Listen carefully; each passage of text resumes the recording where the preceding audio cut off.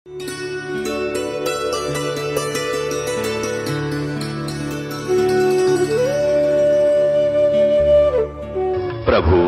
राम देव भगवान अल्लाह खुदा ईश आदि नाम एक ही शक्ति के हैं।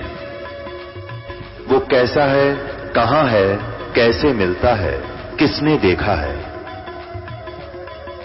ये प्रश्नवाचक चिन्ह पूर्ण रूप से हटाने के लिए अवश्य सुनिए जगत गुरु तत्वदर्शी संत रामपाल जी महाराज के अमृत वचन, सर्व पवित्र धर्मों के पवित्र शास्त्रों के आधार पर। ज्ञान और अज्ञान यानी झूठी साची, ब्रह्मा का झूठी साची बताऊंगा, जो क्योंकि झूठी तो वो है जो इसके जन्म से पहले की नटकड़ लाई है, और सच्ची इसमें वो है जो इसके जन्म के बाद जब ये होश में आया कमल के फूल पे, उसके बाद का जो लिखा है वो ठीक लिखी है। देखो उक्तियों द्वारा ऊपर इस प्रकार कहा जाता है, उसने किए जाते हैं, उसने कुछ काल के बाद अद्वितीय की द्वितीय की इच्छा प्रकट की, उसके भीतर से एक से अनेक होने के संकल्प हुए। तब उस निराकार परमात्मा ने अपनी लीला शक्ति से अपने ही लिए मूर्ति की कल्पना की, यानी यो काल किसी को दिखाई नहीं देता, इसने प्रतिज्ञा कर रखी है। और यो जो प्रकट होता है तो ब्रह्मा या विष्णु या शिव जी के रूप धारण कर लेता है। तो ये इसको निराकार मानने बैठे हैं, यो खुद साकार है, काल रूप है, जो गीता में कहता मैं काल हूँ अर्जुन देख मेरा ये रूप है। इसका वास्तविक रूप ये 1000 भुजा वाला है। जब चाहे ये 2000 भुजा, 2 भुजा भी रख सकता है, 4 भी बना सकता है। अब देखो जो मूर्ति रहित परब्रह्म है उसी की मूर्ति यानी साकार रूप उस काल ने ही, ये कौन है उसका साकार रूप कौन है? ये भगवान सदाशिव हैं, ये काल सदाशिव रूप कहलाता है। अर्वाचीन और प्राचीन विद्वान इन्हीं को ईश्वर कहते हैं। उसमें एकाकी रहकर सब इच्छा अनुसार व्यवहार करने वाले उन सदाशिव ने अपने विग्रह माने शरीर से स्वयं ही एक स्वरूप भूता शक्ति की सृष्टि की। पुण्यात्माओं कबीर परमात्मा आए थे, सबसे पहले ब्रह्मा को मिले थे। परमात्मा ने चाहा था कि ब्रह्मा ने यो ज्ञान बता दूं, और ये सबको ज्ञान सुनाता है। ब्रह्मा विष्णु जी को, शिव जी को और सारे ऋषियों को यो है ज्ञान सुनाता है। अगर इसने मेरा ज्ञान सुन लिया तो काल का कुंडा उठ जाएगा, ये सबको बता देगा। अब परमात्मा ने यह सृष्टि रचना ब्रह्मा को सुनाई। ब्रह्मा ने कुछ तो सृष्टि रचना ले ली और कुछ अपना अज्ञान इसमें ठोक दिया। परमात्मा की उस यथार्थ ज्ञान को पूरा ना लेकर के इसने यही थोड़ी सी आंशिक ले ली, तो वो अब बता रहा है, वो सही बता रहा है। देखिए क्या लिखता है कि उस काल के ने अपने शरीर तय इस महाशिव ने अपने विग्रह मैंने शरीर से स्वयं एक सर्वभूता सृष्टि शक्ति की सृष्टि की, जो उनके अपने श्रीअंग से कभी अलग होने वाली नहीं थी। उस पराशक्ति को प्रधान प्रकृति गुणवती माया बुद्धि तत्व की जननी तथा विकार रहित बताया है। उस शक्ति, वह शक्ति अंबिका कही गई है। उसी को प्रकृति, दुर्गा को प्रकृति सर्वेश्वरी त्रिदेव जननी, तीनों देवताओं की माँ, ब्रह्मा विष्णु महेश की जननी, जन्म देने वाली, नित्य और मूल कारण भी कहते हैं। सदाशिव द्वारा इन काल द्वारा प्रकट यानी उसके शरीर से निकली हुई की गई उस शक्ति की 8 भुजाएं। पुण्यात्मा ये था शिव पुराण, और उसमें संस्कृत में था जो परमात्मा ये ज्ञान सुनाया करते थे। आज ये हिंदी में हो गया तो इनका ज्ञान पकड़ा गया, और आज भी ये संस्कृत में होते तो हमारा पल्ले फिर भी ना पढ़ते, ये अज्ञान फिर रह जाता। परमात्मा ने दया की कि उन्हीं के द्वारा अनुवादित करवा दिया, और आज हम शिक्षित हैं, उस परमात्मा की उस वाणी से तुलना करते हैं तो परमात्मा की वाणी सत्य है, कबीर जी की वाणी सत्य है। वो पूर्ण परमात्मा थे जिसने सब वेदों और गीता और पुराणों का ज्ञान 600 वर्ष पहले बता रखा था। और वो अज्ञानी थे, ये ऋषि महर्षि गुरु ब्राह्मण जो गुरु के पद पर बैठे, जिनको अपने सिलेबस का ज्ञान इसमें लिखा की है। आगे देखो, त्रिदेव जननी, इसको प्रकृति भी कहते हैं। यहाँ देखो, नाना प्रकार के आभूषण उसके श्री अंगों की शोभा बढ़ाते हैं, यानी देवी है या, और कई प्रकार के गहने पहनती है। देवी नाना प्रकार की गतियों से संपन्न है, अनेक प्रकार के अस्त्र शस्त्र धारण करती है, यानी नरे शस्त्र रखती है। एकाकिनी होने पर भी वह माया संयोगवत अनेक हो जाती है। वे जो सदाशिव हैं उन्हें परम पुरुष, ईश्वर, शिव, शंभु और महेश्वर भी कहते हैं। वे अपने सारे अंगों पर भस्म रमा रहे थे। उन काल रूपी ब्रह्म ने ये शिव जी जो ना महाशिव रूप में ये काल रूपी ब्रह्म ज्योति निरंजन ने एक समय शक्ति के साथ, नाथ नहीं है साथ, यानी दुर्गा को साथ लेकर शिवलोक नामक क्षेत्र का निर्माण किया। उस उत्तम क्षेत्र को काशी कहते हैं। वह परम निर्वाण ये प्रिया और प्रियतम रूप शक्ति और शिव ये पति पत्नी रूप में रहते हैं। जो परमानंद स्वरूप है उस मनोरम क्षेत्र में नित्य निवास करते हैं। काशीपुरी परम आनंद रूपणी है। मुने शिव और शिवा ने, दुर्गा और काल और दुर्गा ने प्रलय काल में भी कभी उस क्षेत्र को अपने सानिध्य से मुक्त नहीं किया। आगे देखो, देव से एक समय उस आनंद मन में रमण करते हुए शिवा और शिव के मन में, दुर्गा और काल के मन में यह इच्छा हुई कि किसी दूसरे पुरुष की सृष्टि करनी चाहिए, यानी कोई बच्चा पैदा करना चाहिए, जिस पर यह सृष्टि संचालन का महान भार रखकर हम दोनों केवल काशी में रहकर स्वेच्छा अनुसार विचरें और निर्वाण धारण करें। ऐसा निश्चय करके शक्ति सहित सर्वव्यापी परमेश्वर शिव ने दुर्गा के साथ पति पत्नी का व्यवहार किया। अपने वाम भाग के 10वें अंग पर अमृत मल दिया। फिर तो वहां से एक पुरुष प्रकट हुआ, एक बालक की उत्पत्ति हुई। उसका नाम क्या रखा? शिव ने कहा, वत्स, व्यापक होने के कारण तुम्हारा विष्णु नाम विख्यात हुआ। अब ब्रह्मा जी कहते हैं तत्पश्चात कल्याणकारी परमेश्वर शाम सदाशिव ने पूर्ववत प्रयत्न करके मुझे अपने दाहिने अंग से उत्पन्न किया। यानी इस काल और दुर्गा से ब्रह्मा और विष्णु का जन्म सिद्ध हो गया। अब ये अनुवाद करता विचलित है। मूल संस्कृत वाली इस शिव पुराण में सही लिखा है तीनों की उत्पत्ति। अब अनुवादकर्ता ने यहाँ छोड़ दिया कि शिव से शिव की उत्पत्ति कैसे लिखो। ये सारे ज्ञानी थे। अब दिखाएं आपको। अब ये 3 सिद्ध होते हैं कैसे। ये 9वां अध्याय इसी रुद्र संहिता का 9वां अध्याय समाप्त होता है। यहाँ देखा, इस प्रकार ब्रह्मा विष्णु और रुद्र इन तीनों देवताओं में गुण हैं, परंतु शिव गुणातीत माने गए। ये 4 हो गए ना, ब्रह्मा विष्णु और यो शिव, रुद्र यो शंकर, और इनमें तो गुण है परंतु शिव गुणातीत माने गए। 4 हो गए। यानी यो काल इनका पिता है, ब्रह्मा विष्णु महेश इसके पुत्र हैं, और दुर्गा इनकी माता है। और देवी पुराण में भी ऐसा ही है। विष्णु कहता है कि मैं छोटा सा बालक था ना, इसमें क्या नाम है, देवी पुराण में। ये देवी पुराण और दिखाते हैं आपको, अधिक नहीं, थोड़ा सा समय लेंगे इसमें। देखिएगा देवी पुराण, ये गीता प्रेस गोरखपुर से प्रकाशित है।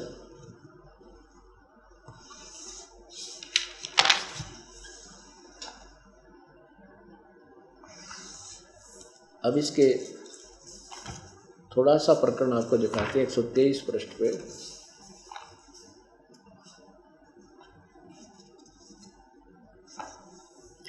एक 121 पृष्ठ से देखते हैं। 121 पृष्ठ, इसमें लिखा है,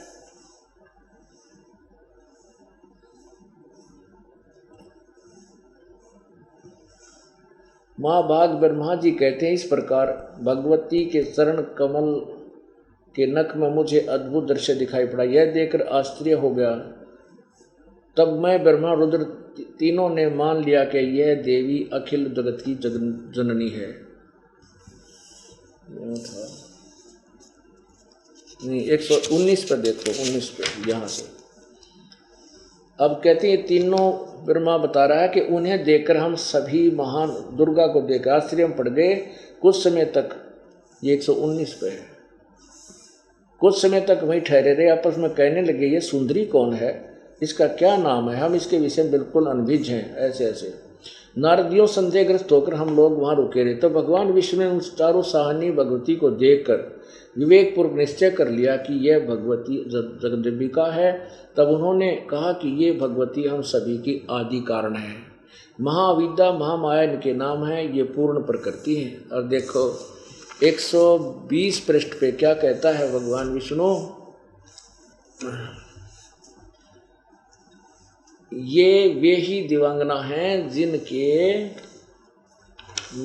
परलावरण में मुझे दर्शन हुए थे, जब पानी पानी था, पूरी सृष्टि नाश हो रही थी, मुझे दर्शन हुए। उस समय मैं बालक रूप में था, मुझे पालने पर ये झुला रही थी। वट वृक्ष के पत्थर पर एक सुदृढ़ सैया बिछी थी, उस पर लेटकर मैं अपने पैर के अंगूठों को अपने कमल जैसे मुख में चूस रहा था। इति सिद्धम के विष्णु का जन्म हुआ, दुर्गा तो है इसकी माँ है। और आगे फिर ये देखना 123 पृष्ठ पे, ये तीसरा स्कंद है, तीसरा स्कंद चल रहा है ये, और पृष्ठ 123 पे विष्णु जी कहने लगे, तुम शुद्ध स्वरूपा हो, ये सब संसार तुम्हीं से उद्भासित हो रहा है। मैं ब्रह्मा और शंकर हम सभी तुम्हारी कृपा से विद्यमान है। हमारा आविर्भाव और तिरोभाव हुआ करता है, केवल तुम ही नित्य हो, जगत जननी हो, प्रकृति और सनातनी देवी हो। कि तुम हम तो आविर्भाव मान जन्म, तिरोभाव मान मृत्यु होता है हमारा, तो ब्रह्मा शंकर और विष्णु का। तुम प्रकृति, प्रकृति इसी का नाम है, दुर्गा को कहते हैं। शंकर भगवान बोले, देवी यदि माँ भाग विष्णु तुम्ही से प्रकट हुए हैं, तो उनके बाद उत्पन्न होने वाले ब्रह्मा क्या तुम्हारे बालक नहीं हुए? और फिर मैं तुमको लीला करने वाला, ओह शंकर क्या तुम्हारी संतान नहीं, अर्थात मुझे भी उत्पन्न करने वाली तुम ही हो। सत साही।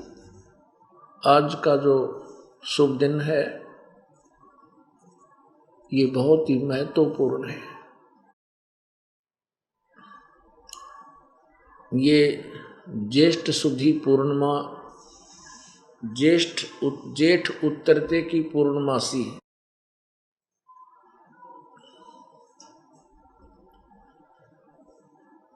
इस दिन आज से लगभग 600 वर्ष पूर्व सन 1398 में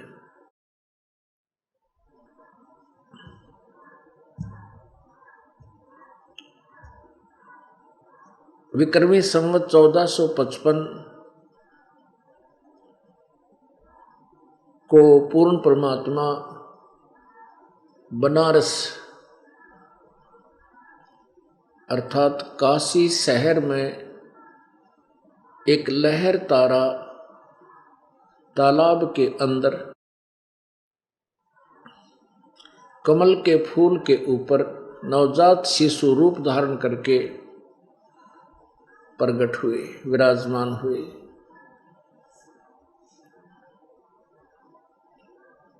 ये शुभ दिन प्रतिवर्ष बड़ी खुशी के साथ याद किया जाता है। उसी के उपलक्ष्य में ये 5 दिवसीय सत्संग प्रारंभ हुआ और आज ये समापन हो रहा है। आज इसका समापन हो रहा है। पुण्यात्माओं, परमेश्वर कबीर जी के विषय में लोक वेद के आधार से, यानी झूठे ज्ञान, लोकवेद होता है दंत कथा, दंत कथाओं के आधार से परमेश्वर के विषय में बहुत सी भ्रमणाएं फैला रखी थी कि ये किसी विधवा स्त्री के से जन्म हुआ था, वो शर्म के मारे कहीं डाल आई थी, उसको नीरू नीमा दुल्हा उठा ले गए थे। ये कतई झूठ है। परमेश्वर ने शादी भी नहीं की थी, इनके कोई स्त्री नहीं थी और न ही इनके कोई पुत्र पुत्री थी। परमेश्वर ने 2 मृत बच्चों को जीवित किया था अपनी समर्थता का प्रमाण देने के लिए। एक का नाम कमाल रखा था जो 12-13 वर्ष की आयु का था, और एक का नाम कमाली रखा था, बेटी का नाम। वो लड़की जो मुर्दा जिंदगी थी, उन दोनों बच्चों को अपने साथ रखा था, उनको भक्ति मार्ग पर दृढ़ किया। परमेश्वर की कोई अपनी संतान नहीं थी। वैसे तो हम सभी उसकी संतान हैं, लेकिन जिस दृष्टिकोण से वे लोग कहा करते थे दंत कथा सुनाने वाले, ऐसा उस परमेश्वर कबीर जी का इतिहास नहीं था। उसके विषय में ये दास अब आपको जानकारी दे रहा है जो यथार्थ है। परमेश्वर कबीर जी चारों युगों में प्रकट होते हैं और कुछ समय के लिए वो इस संसार में एक मनुष्य जैसे जीवन की लीला करते हैं और उस दौरान एक प्रसिद्ध कवि की उपाधि ये संसार उनको देता है। यही प्रमाण वेदों में लिखा है। ऋग्वेद मंडल नंबर 9 के सूक्त नंबर 96 में मंत्र नंबर 16 से लेकर 20 तक कबीर परमेश्वर की महिमा कही है। वैसे तो वेदों में परमात्मा के रूप में कबीर परमेश्वर का ही वर्णन है। इसमें बहुत ही अच्छी तरह निर्णायक ज्ञान दिया है कि वो परमेश्वर जब शिशु रूप धारण करता है और यहाँ एक लीला करता हुआ अपना तत्व ज्ञान प्रचार करता है, तो उस समय वो अपने तत्व ज्ञान को कबीर वाणी के द्वारा, वो कबीर वाणी कहलाती है। कबीर वाणी द्वारा कविताओं के माध्यम से, लोकोक्तियों के माध्यम से, दोहावलियों के माध्यम से अपने तत्व ज्ञान का प्रचार करता है और वो संत व ऋषि के रूप में प्रसिद्ध होता है। साथ में उसको प्रसिद्ध कवि की उपाधि भी मिलती है, परंतु वो होता है परमात्मा, पूर्ण ब्रह्म।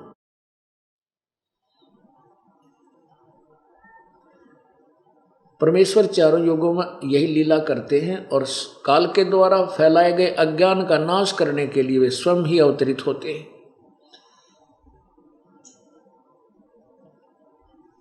त्रेता युग में परमेश्वर सत सुकृत नाम से आए थे, ऐसे ही बालक रूप धारण किया था। फिर धीरे धीरे बड़े हुए तो उनको 2-3 वर्ष की उम्र में परमात्मा जब बोलने लग गए, तुरंत ही बड़े बड़े विद्वानों के छक्के छुड़ा दिए। मनु जैसे, वशिष्ठ जैसे इनका, और ब्रह्मा विष्णु महेश को भी इन्होंने ज्ञान में जो है ना पराजित कर दिया। लेकिन वो अनाड़ी ऋषिजन मनु जैसे परमात्मा के यथार्थ ज्ञान को ना समझकर अपने ही लोक वेद उस दंत कथा को सत्य मानते हुए, क्योंकि वो परमात्मा को निराकार मानते हैं और परमेश्वर कहते थे कि मैं सतलोक में भी रहता हूँ, यहाँ भी रहता हूँ, मैं 2 रूपों में हूँ, वहाँ भी मेरा शरीर है, वो नूरी शरीर बहुत तेजों में है, यहाँ मैं अन्य रूप धारण करके यहाँ तुम्हारे समक्ष हूँ। तो कबीर परमेश्वर को वो अनाड़ी ऋषिजन वामदेव कहने लगे, व्यंग्यात्मक तरीके से, टोंट टाइप। वाम का अर्थ होता है उल्टा, वामा, जैसे ये राइट हैंड को तो दाया कहते हैं हाथ, और लेफ्ट हैंड को बामा, लेफ्ट हैंड को बामा यानी बायां, और दाएं हाथ को सुल्टा हाथ भी कहते हैं और बाएं हाथ को उल्टा हाथ भी कहते हैं, बामा उल्टा।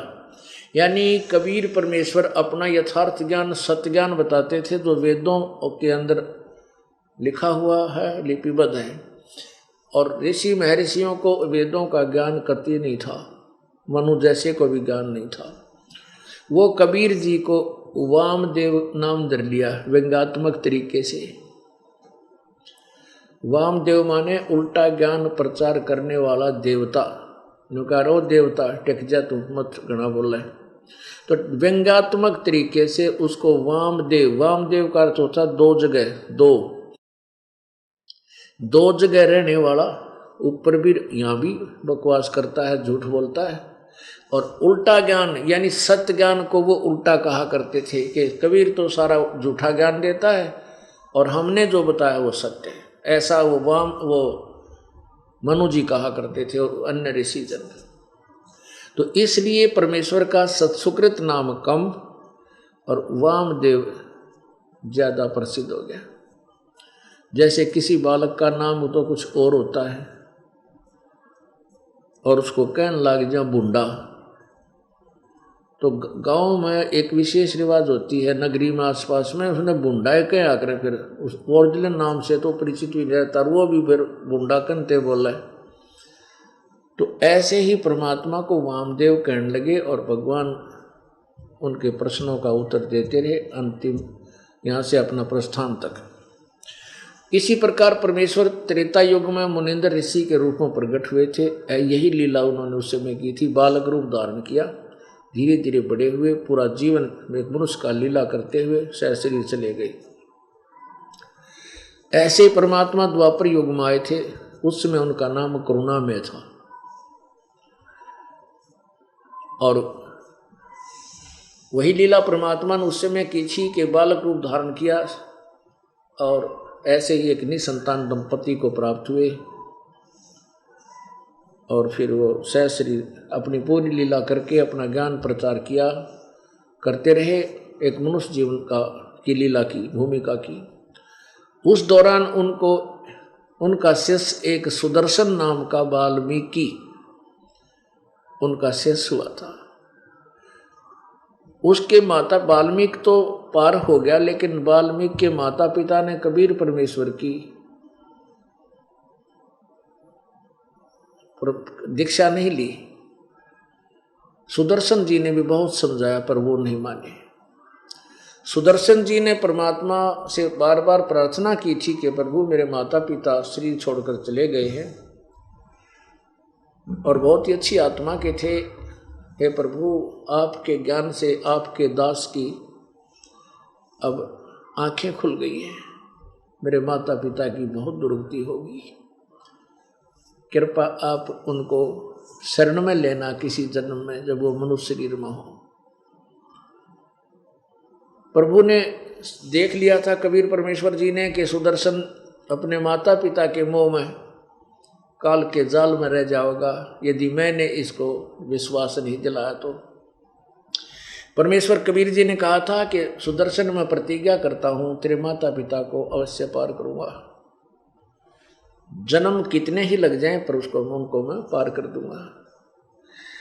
वो जो सुदर्शन सुपच अर्थात सुदर्शन जी के जो माता पिता थे वही आत्माएं बनारस काशी में नीरू और नीमा यानी गौरी शंकर और सरस्वती नाम से ब्राह्मण ब्राह्मणी थे।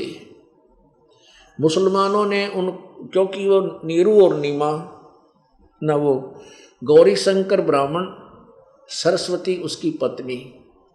गौरी शंकर जी भगवान शिव जी के बहुत ही अच्छे उपासक थे। शिवपुराण की कथा निस्वार्थ सुनाया करते थे। जो भी श्रद्धालु दान धर्म कोई उनको पूजा दे जाता था वो किसी के लालच में कथा नहीं करते थे, ना कोई श्राद्ध खाने जाते थे किसी के। सब इच्छा से कोई दान कर जाता था तो उसको अपने भोजन योग्य जितना उसको चाहिए रख लेता था और शेष का भंडारे में लगा देता था, संग्रह नहीं करता था। इस कारण से वो काशी के अंदर एक श्रद्धा का बहुत ही विशेष चर्चा का पात्र बना हुआ था। श्रद्धालु बहुत ज़्यादा उसके पास जाने लगे।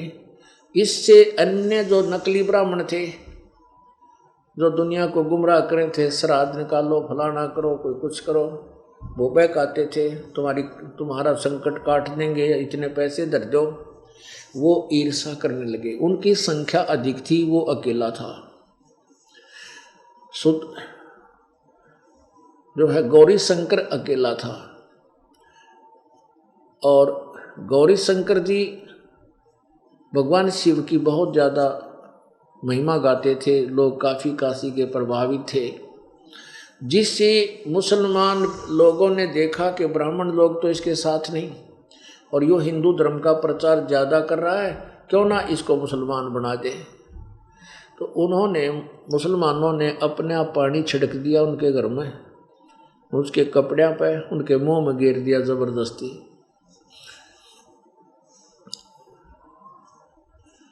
तो नीरू नीमा को मुसलमान बना दिया और वो जो उसे गौरी शंकर दोनों को मुसलमान बना दिया। नीरू और नीमा उनके नाम रख दिए। अब जो दूसरे ब्राह्मण थे वो पहले उससे जला करते ईर्षा रखते थे, किससे? गौरी शंकर से। तो उन्होंने शीघ्र ही आसपास में ढंडोरा पिटवा दिया, सब जगह समाचार भिजवा दिया कि गौरी शंकर मुसलमान बन गया है, उसका भाईचारा बंद, वहाँ कोई श्रोता नहीं जाएगा, वो तो मुसलमान हो गया है, उसका गंगा में स्नान करना बंद, सब कुछ हो गया। अब पहले तो नीरू गौरी शंकर सरस्वती को पूजा आती थी, जिससे उनका निर्वाह चल रहा था। अब एकदम समस्या आ गई, खाने की भी समस्या आ गई, हिंदू लोग वहाँ जाना बंद हो गए। तो उन्होंने क्या सोचा कि हम ज़्यादा पैसा भी नहीं है जो कोई ऐसा व्यापार बिजनेस करे, तो उन्होंने कपड़ा बुनने का कार्य शुरू कर दिया, जिससे वो जुलाहा कहलाए। उनके संतान नहीं थी, विवाह को काफी वर्ष हो गए थे, 10, 15, 20 वर्ष, 30 वर्ष, संतान नहीं थी। उन्हें खूब प्रार्थना करनी थी कि हमें कुछ संतान दे प्रभु, लेकिन नहीं।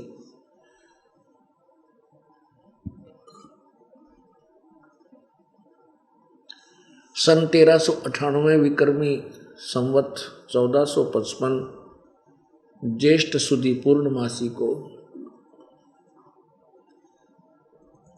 वे दोनों स्नान करने के लिए सुबह सुबह लहर तारा तालाब में प्रतिदिन की तरह गए, चल पड़े। नीरू नीमा उनका नाम रख दिया गया था। नीरू नीमा का गंगा में स्नान करना बंद कर दिया था, इसलिए गंगा का जल लहरों के द्वारा उछल कर कटी, जहाँ पशु आदि पानी जल पीते हैं वहाँ घाट सा बन जाता था कच्चा।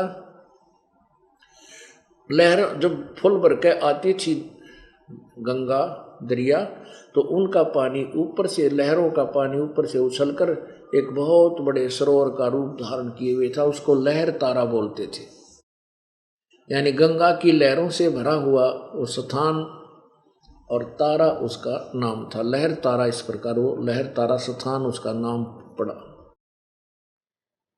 तो वो उन्होंने गंगा में स्नान करना उनका बंद कर दिया गया था, तो लहर तारा तालाब में जाकर वो स्नान करते थे प्रतिदिन, जो उनके झोंपड़ी से, उनके रेजिडेंस से लगभग 4 किलोमीटर दूर था।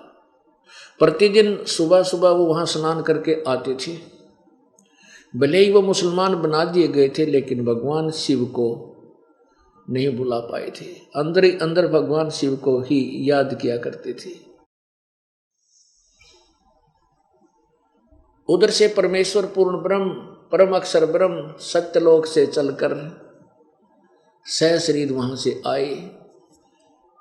उसी दिन ब्रह्म मुहूर्त यानी सूर्य उदय होने से 1.5 घंटा पूर्व परमात्मा सतलोक से आए और काशी के लहर तारा तालाब पर एक शिशु रूप धारण किया। इस दृश्य को एक अष्टानंद नाम के ऋषि देख रहे थे, क्योंकि वो उसी लहर तारा में स्नान करके और वहीं किनारे पर बैठकर अपनी साधना करने की तैयारी पकड़ रहा था। अपना भजन सिमरन करने के लिए अपने चद्दर बिछाकर बैठा ही था। अष्टानंद जी सुप्रसिद्ध महर्षि रामानंद जी के शिष्य थे, जिन्होंने रामानंद जी ने 1400 ऋषि शिष्य बना रखे थे, जो प्रचार किया करते थे जैसा रामानंद जी ने वेदों को समझा था, उस वेद ज्ञान का और पुराणों का। विष्णु जी के उपासक थे, 1400 ऋषि बना रखे थे। अष्टानंद ऋषि ने जब देखा कि आसमान से एक प्रकाश पुंज आया, यानी प्रकाश का गोला सा आया, बहुत तेज प्रकाश, ज्यों ही उसने दृष्टि उसकी तरफ गई, ऊपर से प्रकाश आ रहा था, तो आंखें बंद होगी। उस प्रकाश को ये चरम दृष्टि सहन नहीं कर सकी। एकदम आंखें बंद हुई तो क्या देखा, जैसे कि उसमें एक नवजात शिशु है, अब जैसे हम सूर्य की तरफ देखते हैं, सूर्य के प्रकाश को आंखें सहन नहीं करती, बंद हो जाती हैं, और फिर जब आंखें बंद करते हैं तो उसके अंदर सूर्य का आकार दिखाई देता, प्रकाश नहीं। ऐसे ही परमात्मा ऊपर से तेजों में शरीर युक्त आ रहे थे और अष्टानंद ऋषि की दृष्टि पड़ी तो आंखें बंद हुई तो उसमें नवजात शिशु नजर आया। जो ही अष्टानंद जी ने दोबारा आंखें खोली और वो प्रकाश कमल के फूल पर सिमटता हुआ नजर आया, तो उसने फिर देखा वहां बालक सा दिखाई दे रहा था। उसने सोची तेरी आंखों में जो रिफ्लेक्शन का प्रतिबिंब फिट हो गया है यही दिखा होगा। इधर देखता है तो भी वो रिफ्लेक्शन जो बच्चे का बना हुआ था वो ऐसे भी दिख रहा था, ऐसे भी दिख रहा था। जैसे हम सूर्य को देखने के बाद आंखें बंद करें और फिर उसके बाद काफी देर तक वो रिफ्लेक्शन का प्रतिबिंब बना ही रहता है। अब उस अष्टानंद जी ने सोचा कि ये क्या बात भाई, पहली बार ऐसा प्रकाश देखा और कहीं ये मेरी भक्ति का ही तो कोई की भक्ति की उपलब्धि तो नहीं है। इसको क्लियर करने के लिए, स्पष्ट करने के लिए अपने गुरुदेव रामानंद जी के पास गए। स्वामी रामानंद जी से अपनी कथा सुनाई कि प्रभु आज मैंने आसमान से आता हुआ एक प्रकाश पुंज देखा।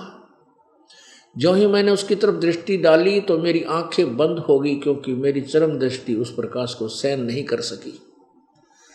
और जो ही मेरी आंखें बंद हुई तो आंखों के अंदर मुझे एक नवजात शिशु नजर आया,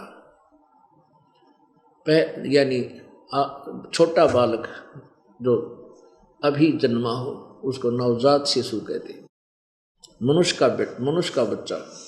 हे प्रभु, ये मेरी भक्ति की उपलब्धि है या मेरी कोई भ्रमणा है? रामानंद जी ने कहा बेटा, न तो ये तेरी भक्ति की उपलब्धि है और ना तेरी कोई भ्रमणा है।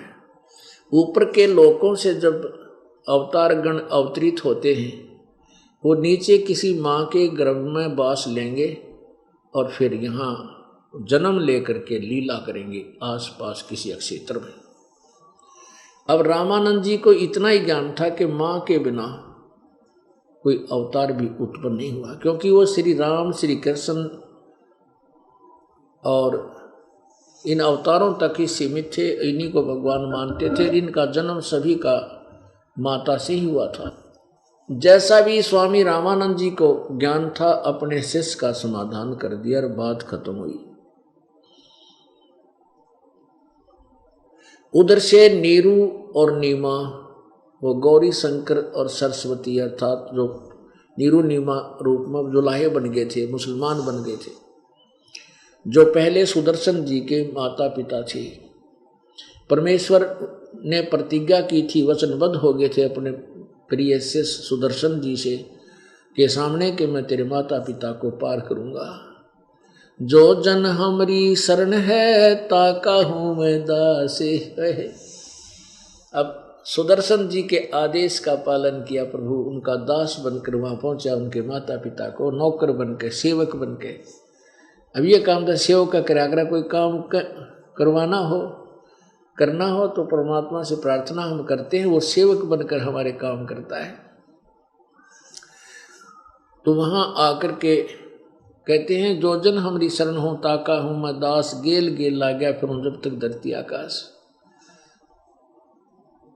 उस नीरू नीमा को फिर अपनी शरण में लेने के लिए, सुदर्शन जी के वचन का पालन करने के लिए परमेश्वर वहां लहर तारा तालाब पर प्रकट हुए, जहां वो प्रतिदिन स्नान करने के लिए जाते थे।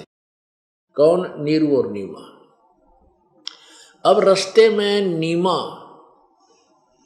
रो रही है और अपने भगवान शंकर से प्रार्थना कर रही है, हे प्रभु आप तो महेश्वर हैं, सर्वशक्तिमान हैं, जो चाहो सो कर सकते हो, आपको कोई भी कार्य दुर्लभ नहीं।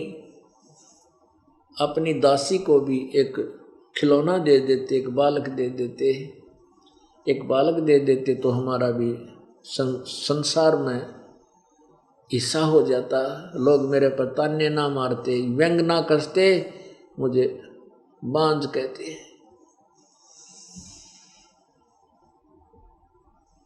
इतना कहकर के वह बहुत बुरी तरह रोने लगी। अब नीरू ने कहा कि नीमा, हमारे भाग्य में संतान नहीं है, और भगवान यदि भाग्य में होती तो प्रभु पहले ही हमें प्रदान कर देते। हमारे कोई उंगली, बुढ़ापे में उंगली पकड़ने वाला है नहीं, तो रो रो के आंखें बर्बाद कर लेगी, अंधी हो जाएगी और दूना कष्ट उठाएगी। संतान मिलनी नहीं, तेरे अंग नष्ट हो जाएंगे, ना रोया कर तू। बहुत सांत्वना देता हुआ, उसको शांत करता हुआ आगे चल रहे हैं। वो लहर तारा तालाब पर पहुंच गए। पहले नीमा ने स्नान किया, तब तक अंधेरा था, जैसे सूर्य उदय होने से पहले 1.5 घंटा वर्तमान में तो अंधेरा रहता है, और सुबह का अंधेरा शीघ्र ही प्रकाश में बदल जाता है। नीमा जब स्नान कर रही थी, जब तो अंधेरा था, वो स्नान करके बाहर आई, तो कपड़े चेंज किए, जो कपड़ा वो जिस कपड़े को बांध कर स्नान किया था उसको उधर से फिर नीरू स्नान करने के लिए तालाब में प्रवेश कर गया, और वो उस कपड़े को धोने के लिए नीमा फिर वापस किनारे पर गई सरोवर के, जिसको बांध कर नहाई थी, पहन कर नहाई थी।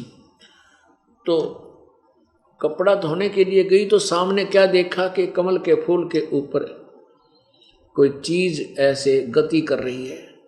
कबीर परमेश्वर ने नवजात शिशु रूप धारण कर रखा था, और एक पैर का अंगूठा मुख में और दूसरे पैर को ऐसे हिला रहे थे, बालक जैसी लीला कर रहे थे। अब पहले तो नीमा ने देखा कोई सर्प है, दिखा है, मेरे पति की तरफ आ रहा है, ऐसे हिल रहा है। जब उसने ध्यान से देखा तब तक कुछ उजाला हो गया था। उसने देखा कि कमल के फूल के ऊपर बच्चा है, अपने पति से जो वहीं पर अंदर सरोवर में प्रवेश करके गहरा जा करके स्नान कर रहा था, ऐसे मलमल पानी से नहा रहा था। अपने पति से कहा कि देखो जी, सामने कमल के फूल पर एक छोटा सा बच्चा है, इसको निकालना, ये डूबेगा। अब नीरू ने सोचा कि यह मेंटल होली इन बच्चों के मुंह में। वो नहाता नहाता स्नान करता करता उसकी बातों पर की और ध्यान नहीं देता। कहता, नीमा तू मेंटल होएगी, तू पागल होएगी, अब तुझे जल में भी बच्चे दिखाई देने लगे, कुछ शांत हो। तो उसने फिर कहा कि देखो जी देखो, सचमुच देखियो देखियो। जब उसने कसक के साथ कहा नीमा ने, तब नीरू विवश हो गया कि सचमुच ये क्या कहने लगी, ये क्या कहने लगी, किधर उसने जिधर संकेत कर रखा, देखो वो देखो, तो उसकी दृष्टि उधर गई। सचमुच वहां तो कमल के फूल पर एक बहुत ही खूबसूरत, बहुत ही सुंदर एक लड़का है। तुरंत ही उसने आव देखा ना ताव देखा कि बालक डूब ना जा बच्चा। उसने तुरंत उस फूल, कमल के फूल समेत तोड़ कर न्योका ने उठा लिया और उठाकर अपनी पत्नी को दे दिया। अब नीरू फिर स्नान करने लग गया। नीमा ने उस बालक को भगवान शिवजी दत्त मानकर, शिव दत्त मानकर कि मेरे भगवान शिवजी ने दिया है, सीने से लगावे, प्यार करे, उसका मुंह चूमे, माथे का लावे और सौ शुक्र मनावे अपने शिवजी भगवान का कि मेरे भगवान शिवजी ने हमें एक लाल दे दिया। हे भगवान, आज अर्ज करी थी सच्चे दिल तर रोक, आज भगवान शिव ने मेरी जोड़ी भर दी।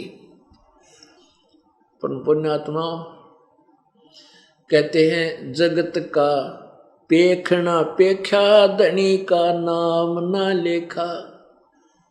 अब जैसे हम अनुपासक थे, आन उपासना करते थे श्री राम की, श्री कृष्ण की, शिव जी की, बाबा श्याम जी की, हनुमान जी की, यानी सारे देवताओं की जो ना कौड़ी भर रहे थे। और कोई भी सुख होता था, जैसे पुत्र पहले पास हुए, फिर नौकरी प्राप्त हुई, लड़का हुआ, लड़की हुई, नौकरी लगी, तो हम यही कहा करते हैं, हमारे भगवान श्री कृष्ण जी ने मौज कर दी, बाबा श्याम जी ने ठाठ कर दिए। अब ये कुछ भी करने के नहीं है, ये तो केवल वर्क डन दे सकते हैं। इस किस्मत के इस प्रारब्ध के अंदर परिवर्तन केवल कबीर देव परम अक्षर ब्रह्म ही कर सकता है। अब वहाँ ना शिव जी का कोई रोल था कि परमात्मा स्वयं अपना उद्देश्य अपने करने, अपनी जो वचन था उसको पूर्ण करने के लिए कब स्वयं प्रकट हुए। प्रभु धनी कुल मालिक और महिमा शंकर जी की हो रही है। तो ऐसे इनकी अभी तक ब्रह्मा विष्णु महेश सरकार ने दाव लाग रहा था, इसलिए ये प्रभु पाक रहे थे। ये भगवान नहीं, ये प्रभु नहीं है। प्रभु मीन भगवान की अगर आप परिभाषा समझोगे तो बहुत भिन्न होती है। ये हमारे किसी भी कर्म को परिवर्तन नहीं कर सकते। तो इस प्रकार हम इन्हें न्यू महिमा होगी, मिला था अपना कर्म और महिमा जो जिसका उपासक था उसी को दे देता था। इतना सूत बैठ रहा था। एक व्यक्ति था और वो टोटे में गणा आ गया, बहुत ज़्यादा निर्धन हो गया, कर्जा हो गया। उसने लाल कपड़े पहन लिए। लाल कपड़े पहन लिए तो एक सेठ निसंतान था और उसकी चर्चा एक ट्रेन में हो रही थी कि इस अगले डिब्बे में एक सेठ बैठा, बहुत बड़ा सेठ है उस गांव का, इसका संतान कौन है, ये नाम है इनका। वो सारा नोट पता कर लिया। वो जब आगे गाड़ी रुकी उतर कर उसी गड्ढे में चढ़ गया जिसमें वो सेठ था। वो लाल कपड़े धारण नकली संत। तो उसने अब सेठ ने तो दिखा बाबा जी और चरण छुए, हे महाराज मेरी मनोकामना पूर्ण करो, मेरा छोरा को ना ऐसे है वैसे है। मैं बोला भाई ठीक है, आशीर्वाद दे दिया, तेरा छोरा होगा, लड़का होगा। अब परमात्मा की कृपा हुई, उसके कुछ दिन के बाद लड़का हो गया। उसके लिए तो भगवान हो गया, उसका मंदिर बना लिया, उसकी मूर्ति ला ली, उसकी पूजा करने लग गया। नो सांग हो रहा हमारी के लिए। पुण्यात्माओं, हमारा जो भक्ति ज्ञान कति बिगड़ चुका है, परमात्मा से हम कोसों दूर हैं। अन्य जो भगवान हमें कुछ भी नहीं दे सकते, केवल वर्क डन देते हैं, किया कर्म दे सकते हैं, उन्हीं को हम सुप्रीम पावर मानकर उन्हीं पर आसक्त रहे और दुर्गति को प्राप्त होते रहे। परमात्मा गरीबदास साहिब जी कहते हैं कि हम कबीर भगवान कुलधनी को ना याद करके एक दूसरे को महिमा देते रहे। जगत का पेखना पेखा, धनी का नाम ना लेखा। जो करने वाला है सब कुछ, जैसे गीता जी अध्याय नंबर 15 के श्लोक 16-17 में कहा है कि दो भगवान है, एक क्षर पुरुष एक अक्षर पुरुष। क्षर पुरुष ये ब्रह्म है जो ब्रह्मा विष्णु महेश का पिता है, और अक्षर पुरुष ये परब्रह्म है जो 21 सातसंग ब्रह्मांड का मालिक है। ये दोनों नासवान हैं, इनके प्राणी, इनके लोकों में प्राणी भी नासवान है। 17वें श्लोक में कहा है 15वें अध्याय के में कि उत्तम पुरुष तु अन्य परमात्मा इति उदाहरते, यानी पुरुषोत्तम सही भगवान, सही श्रेष्ठ भगवान, उत्तम परमात्मा। तो कोई इन ऊपर वर्णित दोनों क्षर पुरुष अक्षर पुरुष, क्षर ब्रह्म और अक्षर ब्रह्म से और है जो परम अक्षर ब्रह्म है, जिसके विषय में गीता जी अध्याय नंबर 8 के श्लोक नंबर 3 में कहा है। गीता जी अध्याय नंबर 8 के मंत्र 1 में अर्जुन ने पूछा कि प्रभु आपने जो अध्याय नंबर 7 के श्लोक 29 में कहा कि तत्ब्रह्म को और पूरे अध्यात्म ज्ञान को और पूरे कर्मों को जो जान लेता है तत्वदर्शी संत की शरण में जाकर, वो केवल जन्म मरण के लिए ही छूटने का प्रयत्न करता है, संसार की किसी वस्तु की चाह नहीं रखता। तो 8वें अध्याय के प्रथम मंत्र में अर्जुन ने पूछा फिर किम तत्ब्रह्म, वो तत्ब्रह्म क्या है? इसका 8वें अध्याय के 3रे मंत्र में उत्तर दिया है कि वो परम अक्षर ब्रह्म है। तो वो परम अक्षर ब्रह्म जो है, ये गीता जी अध्याय नंबर 15 के श्लोक 16 और 17 में तीनों का वर्णन किया। ब्रह्म, क्षर ब्रह्म यानी क्षर पुरुष, अक्षर ब्रह्म, अक्षर पुरुष और परम अक्षर ब्रह्म और परम अक्षर पुरुष, ये तीसरा परमात्मा वो है वो तीनों लोकों में प्रवेश करके सबका धारण पोषण करता है। वह वास्तव में अविनाशी है और वही परमात्मा कहलाता है। अब आपको थोड़ी सी काल की परिभाषा बताते हैं, परमात्मा की परिभाषा बताते हैं। परमात्मा उसे कहते हैं जो केवल सुख दे, भगवान जिसे कहते हैं केवल सुख दे, दुख ना दे, कभी कष्ट नहीं देता भगवान। भगवान के डिक्शनरी में, परमात्मा के इतिहास में, शब्दकोश में दुख शब्द नहीं और इम्पॉसिबल वर्ड नहीं, उसको भगवान कहते हैं जो दुख दे ही नहीं। तो ऐसे हम जैसे ये काल भी भगवान कहलाता है। दंत कथा लोक वेद के आधार से कहते हैं, मुल्ला माया मग में बैठी हंसा चुन चुन खाई, ये ज्योत स्वरूपी कहे निरंजन में ही करता वाई। ज्योत, ये काल कहता है मैं भगवान हूँ, मैं ही करता हूँ। परमात्मा कहते हैं ये भगवान नहीं है, ये दंत कथा के आधार पर वैसे सूखी महिमा बना रहे हैं। अब यहाँ देखो, इस पृथ्वी के ऊपर ये काल है ज्योति निरंजन, यानी क्षर पुरुष ब्रह्म जिसे कहते हैं, ये काल है और 21 ब्रह्मांड का मालिक है। उन 21 ब्रह्मांडों में से एक ब्रह्मांड में हम यहाँ फंसे हुए इसके जाल में, और इसके तीनों पुत्र रजगुण ब्रह्मा, सतगुण विष्णु, तमगुण शिव जी हमें यहाँ पर उलझाए बैठे हैं, और हम इन्हीं के को भगवान मानकर, इन्हीं पर आश्रित होकर काल के ही जाल में इसी का आहार बने हुए। अब जैसे परमात्मा की परिभाषा बताते हैं कि परमात्मा वास्तव में भगवान यानी परमात्मा यही कहलाता है। जैसे कसाई बकरे पालता है,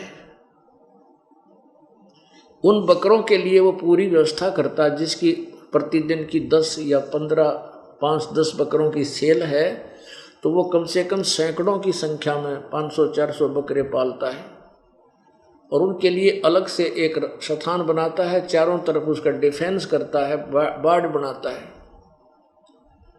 और बहुत बड़ा चरागाह उनके लिए तैयार करता है, एक सरोवर तालाब बनाता है उनके लिए, ऊपर जो है छाया करता है, कोई शेड डाल कर या झोंपड़ी डालकर।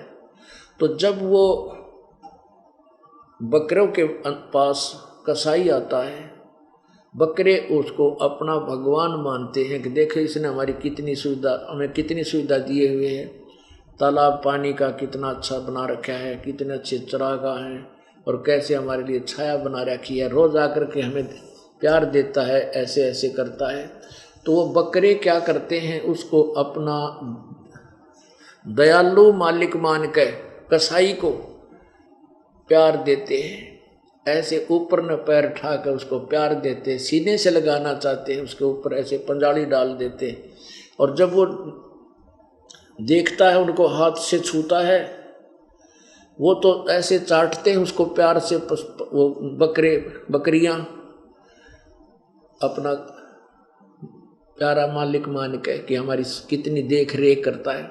और वो देख रहा होता है, ये कै किलो का हो गया, कितने का बिकेगा, और वो बकरे न सोचें ये तुम्हें प्यार दे रहा है, उसको प्यार से चाटते हैं, ऐसे सिर मारते हैं उसको प्यार देने के लिए। अपने आत्माओं उन सुविधाओं को देखें तो बकरे न सोचे ये भगवान है, और फिर शाम के समय वो जब आ जा 10-20 बकरियों का ऑर्डर, तो भाई वो ना देखता किसका बेटा मरे कटेगा, किसकी बेटी कटेगी, कोई बाप मरेगा, कोई माँ मरेगी, डंडा लेकर 5-10 मोटे मोटे छांट कर चालते कर लेता है और कड़च करवा देता है, बेच देता है। ऐसे ही ये काल भगवान है, ये ब्रह्म है ज्योति निरंजन, जो ब्रह्मा विष्णु महेश का पिता है। अब देखो इसने 21 ब्रह्मांड तप करके लिए, कल आपको सृष्टि रचना में सुना था, और ये उसके स्थान हम लटक गया इसमें बेमतलब। हम तो बगैर किसी काम के ना हमने ये हमें प्राप्त है, हम तो इसके साथ लटक कर आगे जैसे चढ़कर बिना टिकट बैठ ले और फिर वो जेल में ठोक दिया जाता है, तो हम बिना टिकट आगे। अब इसने अब हमारे को मजदूर बना लिया और इसको श्राप लग गया कि 1 लाख मनुष्यधारी प्राणी नत खाओगा, इनके सूक्ष्म शरीर के गंध को खाओगा और 1.25 लाख उत्पन्न करेगा। इस श्राप के वश इसने हमारा यह दुरुपयोग किया। अब इसने देखो कितनी सुविधा दे रखी है, कितनी शीतल हवा चल है, ठंड हवा चल है, कितना बड़ा पृथ्वी, इस पर काजू किस्म, सेब, संतरे, बहुत सुंदर मेवा, फल, और कितना अच्छा कणक, गेहूँ, ज्वार, बाजरा, सरसों, कितनी अच्छी नदियाँ बह रही हैं, मीठा जल है, और सूर्य कितना अच्छी तरह वो उदय हो रहा है फिर अस्त हो रहा है, कितनी अच्छी जड़ी बूटियाँ हैं। तो इन सुविधाओं ना देखा तो हमने सोचा ही तो भगवान ना पड़ा है भाई, ओहो भगवान कितना अच्छा हमारे लिए किसी सुविधाएं कर रखी हैं। और ये समझ में ना आवे थी उन बकरियां की तरह कि ये रोज किसी का माँ मर गया, किसी की बेटी मर गई, और किसी एक्सीडेंट में परिवार नष्ट होने लग रही, योग के कारण है। फिर हमने एक सोच लिया कि भाई ये मृत्यु तो होया है, करे होती ही है तो होएगी, और कोई विकल्प नहीं था। अपनी थ्योरी कुछ तो दिल डटना बनानी पड़ेगी। तो पुण्यात्माओं, कबीर परमेश्वर वास्तव में भगवान है। सतलोक में जाने के बाद आपकी कभी मृत्यु नहीं होगी, आपका जन्म होगा, आप युवा होगे, युवा होने के बाद बुढ़ापा नहीं आएगा और कभी मृत्यु नहीं होगी। किसी चीज का अभाव नहीं, कोई गर्मी और सर्दी नहीं, और ना कोई टेंशन, ना रोग। शरीर ऐसा होगा जिसमें रोग होता ही नहीं, वो स्थान ऐसा है जहाँ पर रोग होता ही नहीं, और बहुत ही अच्छा वहाँ पर फल फ्रूट, सदाबहार बाग हैं, झरने कल कल करके बह रहे हैं, बहुत सुंदर अमृत जल की दरियाएं बह रही हैं, दूधों की दरियाएं, नदियां बह रही हैं जो कभी सूखती नहीं, समाप्त नहीं होता। हम उस लोक के वासी थे, हम वहाँ के रहने वाले थे। हम अपनी गलती से इस काल के साथ आगे इसने हमारी वो दुर्गति कर दी। होय होय पुण्यात्माओं, ये 100% सत्य कथा है जो दास ने कल आपको सुनाई, जो परमेश्वर कबीर जी ने अपनी प्यारी आत्मा धर्मदास जी को बताई थी। ये सत्कर्म हमने आज तक ये सत्य कथा नहीं सुनी। हमने रामायण और महाभारत के ऊपर टाला रखा था, कृष्ण लीला सुनी थी, और उनके इतिहास पढ़ कर देखा, कलेजा मुँह को आता है, उनमें था कि बिरान माटी उन भगवाना के जिन हम इष्ट मान रहे थे। श्री रामचंद्र जी को देख लो, वो विष्णु अवतार थे, विष्णु जी को श्राप लगा नारद जी का, वो पृथ्वी पर आया, राजा दशरथ के घर कौशल्या से जन्म हुआ, फिर सीता से ब्याह हुआ, ब्याह होते वनवास हुआ, वनवास में सीता को अपहरण हुआ, फिर रावण के लट्ठम लट्ठा करोड़ों आदमी मर गए। जब रावण को मारा, लंका फूकी, खत्म करी, फिर सीता को लाया, अग्नि परीक्षा लेकर रामचंद्र जी सीता जी की परीक्षा ली थी। वहाँ सब सैनिकों के सामने, लाखों के सामने कि अग्नि के अंदर तू जल गई तो कलंक, तो यानी रावण से टच हो चुकी है, और नहीं जली तो तू निष्पाप है। अग्नि में बैठा दी चिता बना के, उसमें भी नहीं जली। सहर्ष घर ले आया श्री रामचंद्र जी अपनी पत्नी सीता जी को, और एक दिन 2 साल के बाद एक रात्रि में घूम रहे थे, अपना प्रजा के दुखों को जानने के लिए भेष बदल कर एक धोबी अपनी पत्नी ने पीटा था, और वो कीता उसने धमकू दी होगी, वो बेचारी एक रात कीता अपने रिश्तेदारों का वहाँ चलेगी, फिर आएगी थी। तो उसको पीटता हुआ कह रहा था कि मैं दशरथ का बेटा रामचंद्र नहीं हूँ, जो इतने वर्ष तक 12 वर्ष तक रावण की कैद में रही, रावण के संग रही, उस पत्नी को स्वीकार कर लिया, मैं तुझे नहीं रखूंगा, उल्टा फलान कर। तो रामचंद्र जी ने वह बात सुन ली, आते ही अपनी पत्नी निकाल दी कि मैं दुनिया की निंदा नहीं सुन सकता। बताइए, भगवान भी कौन से दृष्टिकोण तो माना ही नहीं भगवान। जब लाखों लोगों के सामने परीक्षा ले ली अपनी पत्नी की, अग्नि इसमें भी नहीं जली, इसी निष्पाप पत्नी को, और एक मूर्ख व्यक्ति के कहने से, बकवादी के कहने से, और उसको कलंकित मान के घर से निकाल दिया। पत्नी कहाँ, वहां जाकर गर्भवती पत्नी को और निकाल देना, कालजा पाट जा जो मानस होता है। अब तेरा एक जनसाधारण भी नहीं कर सकता इसे जुल्म को। तो यूं भी नहीं सोचा कित मरेगी, कौन इसका के दुर्गति करेगा तो जनता इसकी, कहाँ ये बच्चे ने पालेगी, कैसे पोषण करेगी, इसका जो गर्भ होगा। वो तो महर्षि वाल्मीकि भले पुरुष थे, उन्होंने अपनी बेटी की तरह रखा, वहाँ उनके लड़के ने जन्म लिया।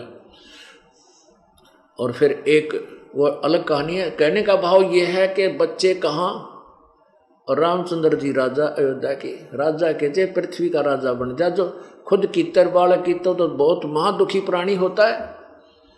तो पुण्यात्माओं, अंत क्या हुआ श्री रामचंद्र जी का, अपने पुत्रों से पराजित होकर के आकर के फिर सरयू नदी में सह शरीर छलांग लगा दी, वहां से अपना जीवन अंत किया।